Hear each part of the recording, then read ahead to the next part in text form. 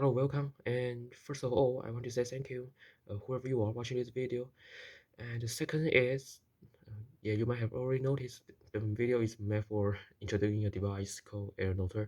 So, so yes, basically Airnoter is something we made, something we designed for assisting the CCHS patient and as well as people who recently got a COVID-19.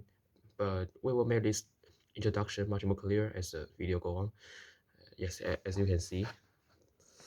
So yeah, without further ado, let's get started. So hi, in next section of video, we're gonna show you around the whole structure of this device. So yeah, so as you can see, we use Raspberry Pi Pico W, which is capable of connected to Wi-Fi, and yeah, up to here, and this is a monitor, and the right side, okay, there's a AQI detector. That's how we call it, air quality detector. So how it works? Well, basically, it can examine the atmosphere around the user, and in order to get the data of air quality, so you can send this data to the we say it's a main operator, and so the main operator, Pico W, will tell to the monitor, and the monitor will display the data, the air quality detector reading, and so yeah, that's basically how it works. And there's a buzzer here, so buzzer will be triggered as the saturation of the oxygen in user vessel is dropping down, or it's equal to the 90% or less than 90%. So that's how you would trigger. And yeah, you might notice there's a two button here, but we'll talk about it later. So yeah, don't worry about it. And and yeah, there's a one thing inside the kind of rectangle cave. Well, it's also a detector too, but it detected data, reading the data of the basic physiology value from the user's body, such as HR, short for heart rate, and SO2 is short for saturation of oxygen. So yeah, in our case, we do read the HR and HR data and the SO2 data, and that's you can. Okay, so now I'm gonna show you simply a demo how to set it on your arm. As you can see, there's a Braxler shade kind of thing. So we just simply that's it. Let's just simply set down on my arm. Okay, probably like that. Oh, pretty secure. So in this session of video, we'll let the current through the whole circuit, so then probably make it easier for me to do a demo. So yeah, probably that's it. Let's just dive into the next session of video.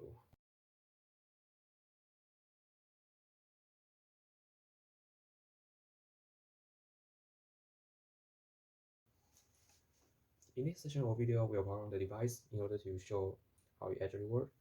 And yeah, another thing you might notice is there's no battery on it.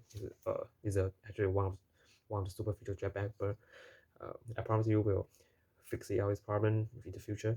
But just for now, the pretty straightforward solution is just bring out mobile power bank, and it's here, and the wire and just plug it in. Oops. Oh, okay. Yes, here we go. As you can see, it start working now. Just wait a minute for initializing. Hi, in the next session of video, I'm gonna show you the basics of how the application works corresponding with the database and Airnoter. But just to be a hand, this is not a formal app. It's still in the development stage now, and everything I'll mention later is one of the part in the framework of this application. So to start this application, just simply click the Run Code button here. Okay, the URL is represented on the terminal. So click it, follow link. Okay, here we go. There are three divisions here: heart rate, and saturation of oxygen, and the air quality. And notice that all the figures have got their own horizontal line just integrate on the center of the cell. And yeah, apparently there's no data here. So in order to get data, I'm gonna power on our device. So let's do it. Okay, so I power on our device and let's put it on my arms.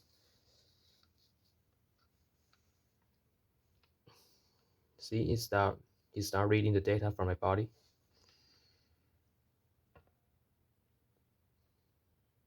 Just wait for a second.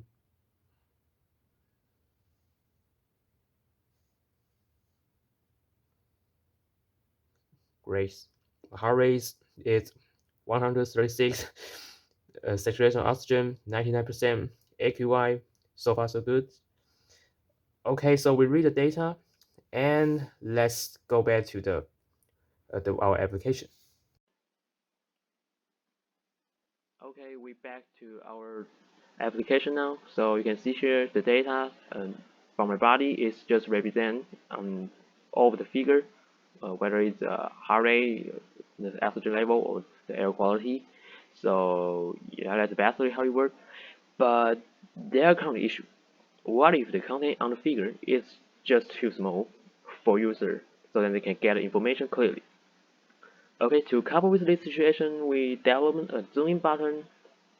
The zoom button for the user or people who have difficulty seeing something. So just click here. Yes, and the figure is just become much bigger. Now I can believe you can see utterly distinctly. Well spotted. So the next thing we're going to do is analysis button. So here and click it. Okay, as you can see here, there are two areas, doctor name and result suggestion. Okay, so what is the point we made on this page? Well, just simply imagine the patient has to see a doctor, and after the diagnosis, something important or something that matter in their life may be forgotten by the patient. So how to help the patient remember it? So due to this, we actually developed a message that is capable of kind of being a bridge between doctor and patient. All I mean by that is um, during the doctor appointment, we establish a condition that the doctor can get accessibility of this app just using the internet, and he or she could just uh, simply write a suggestion down here, the blank paper inside the result and suggestion area. So yeah, so for instance, I am Dr. Evans, like uh, Evans, and what is the suggestion will be? Well, maybe like um, drink more water, or maybe like um, take rest as much as possible, or maybe do not go to the place where air quality is unhealthy, something like this. Okay, so basically that's the platform that the doctor can convey what they want to express to patient. And yeah, in addition, we also want to try to integrate this kind of message into the future practice of the so-called virtual clinical service. So yeah, no matter how or no matter what the distance between the doctor and the user is, the stage just simply give the connection between them. So okay, to summarizing, we are not just hoping that this can make the patient life easier, but from some other perspective, we also intend to push the message into being a part of clinical practice in the future. And that's probably all of the video.